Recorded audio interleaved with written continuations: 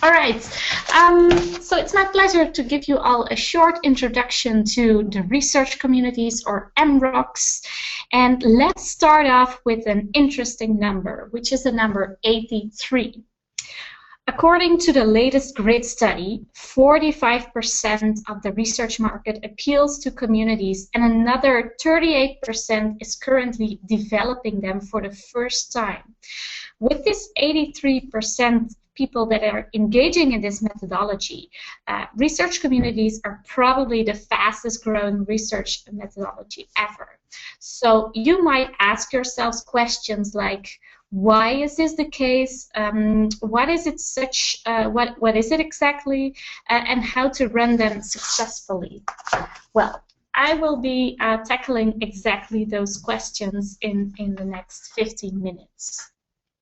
Let's start off with the first question. Why are research communities the fastest growing research methodology ever? Well, we have identified 7 trends that explain this development. First reason is the changing environment that we live in. More and more companies now feel the pressure to perform and deliver against ever higher expectations. And the context is harder with the increased competition. So there's an increased pressure to dig deeper, predict consumer behavior, and come up with better solutions too. So the impact of our research should be stronger, and there's more pressure to demonstrate the effects of what we're doing. Secondly, there's a need from our consumers as well. They are now more empowered. Expectations of them are rising, and as a result, consumers want them to be involved in the future of the brands and the company. To them, your brand is part of their daily life, and it blends into their natural environment, and it's not just a point of discussion in a meeting room, for example. In the end, they are the ultimate decision makers, and they are always right. So our consumers really want to engage with brands, and the research community enables them to do so. A third reason is the power of conversations.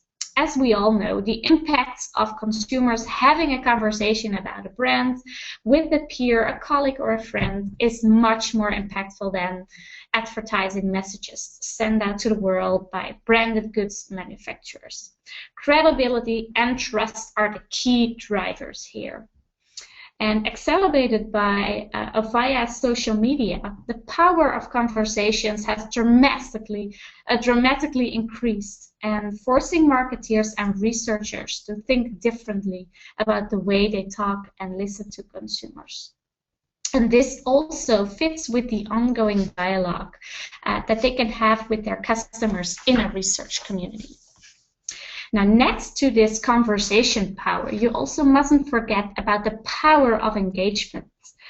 Today, consumers aren't only ready for collaboration, but they're also capable of doing so.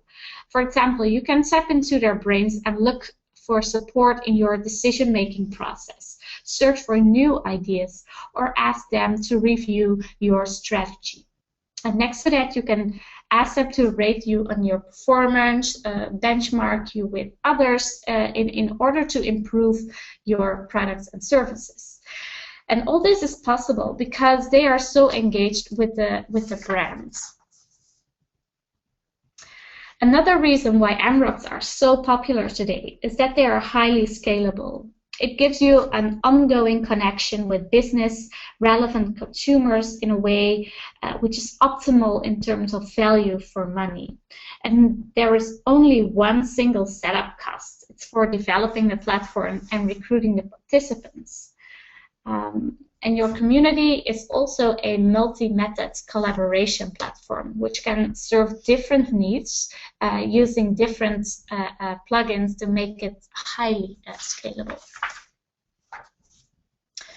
Another reason for the growth is the brand effects. A research community is a unique opportunity to humanize brands in 2 directions. On the one hand, your employees get in touch with their consumers. By knowing what consumers feel, think, and do, you get into their heart, minds, and actions. Now, on the other hand, the community is a direct dialogue for the consumers and helps them to understand a company's vision and mission. And finally, an MROC offers opportunities to do a study in multiple countries. For example, different countries having different platforms, or a global study where different countries are combined onto one platform. Now, all these trends and developments have caused this methodology to grow extremely over the past few years. But what is it exactly?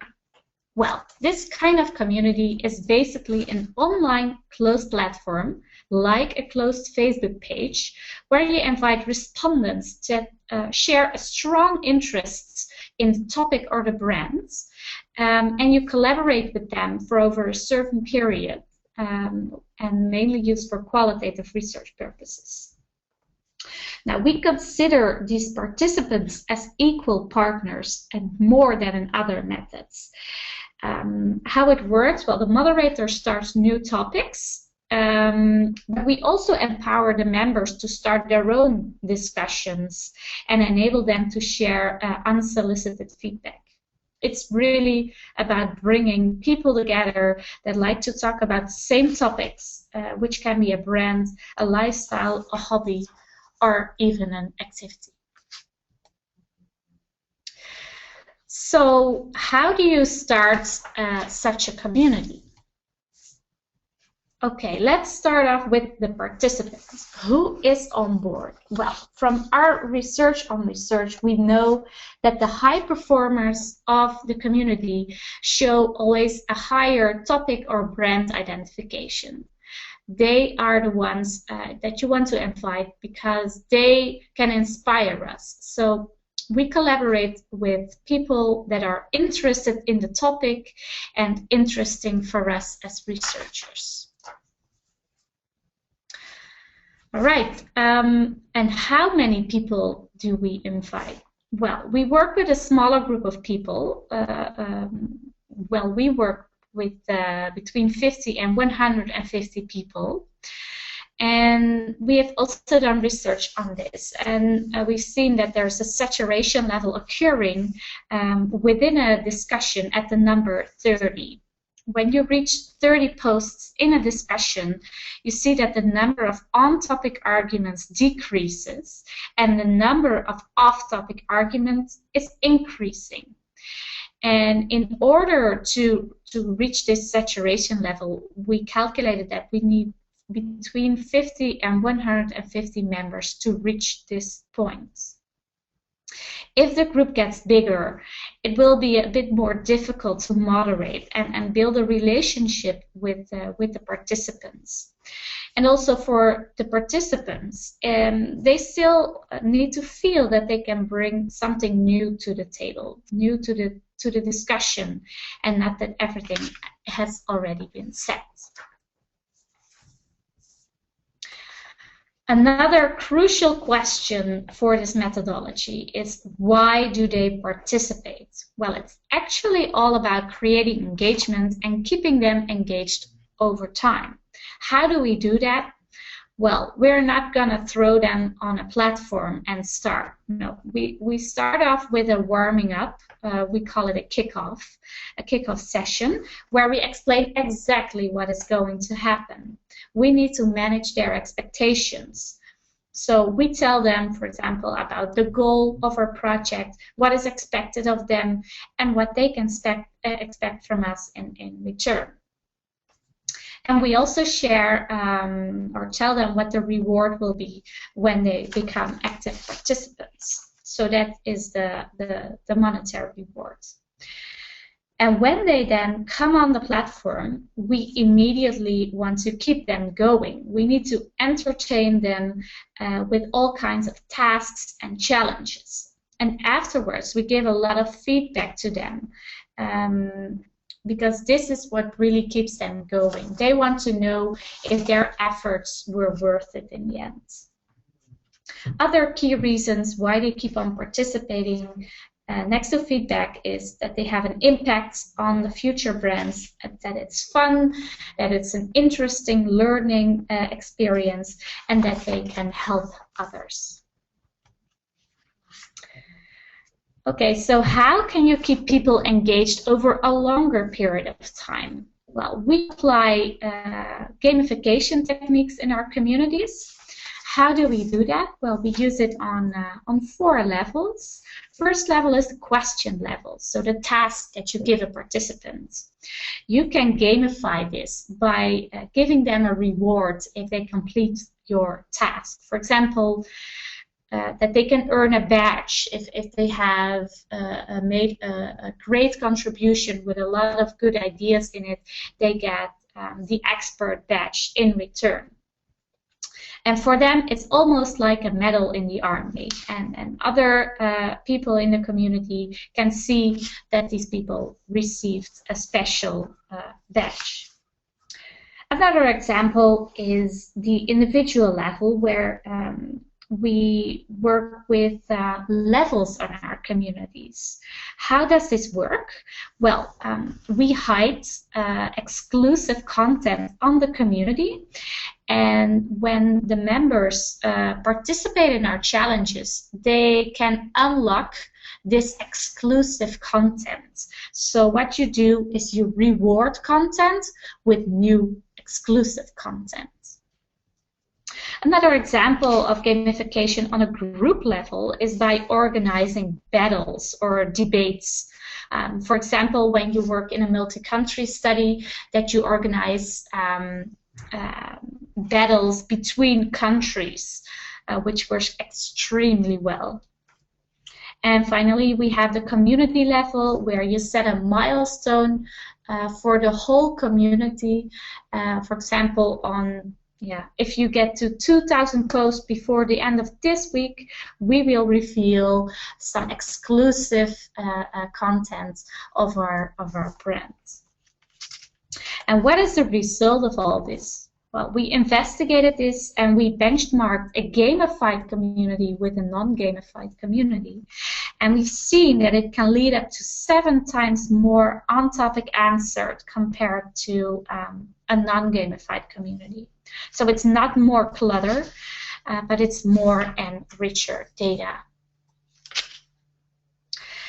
And qualitative research is not only about thinking harder, but it's also about thinking different, where it's more emotional, contextual, and more creative. So in any qualitative research, we also use projective techniques where we translate it to the online environment.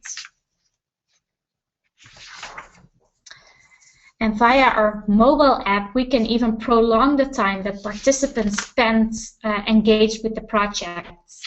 Mobile users have shown to make more contributions than non-mobile users. It can lead up to 65% more posts compared to non-mobile users. So it can definitely add more personal and more contextual information. So now we've seen how you get to a lot of rich and good data in your community, but how can you interpret this? Well, of course, the researcher does this, but you can also ask the members to help you with this. So we do this on 3 levels, where we ask members to become our co-moderator, so it's the co-pilot of the moderator. We ask them to help interpret the data, and also in our reporting to challenge our own conclusions. And we've seen that this technique also helps to uncover new insights, up to 20 to 40% new insights to be exact. So this is how we engage the members for a long term and how we make sure that we get the most out of our data. But now the method has grown so rapidly over the past few years, you might ask yourself, what is next? Well, the research community today is often positioned as a tool for research departments, right? So we think that more stakeholders want to engage into the dialogue with their customers. So the value of your community can also grow over time and become more central in the organization. So it can really be used cross departments, from research, marketing to sales, and even HR, for multiple objectives. And when this is achieved, the culture and the organization can also change. Of course, this is a step-by-step process, but we need someone with clear guidance and coordination to do all of this. And then the need arises for a new member of the company's board, which is the Chief Consumer Officer. So that's what I think will be the future for this methodology. Thank you very much for listening, and back to you, Ray.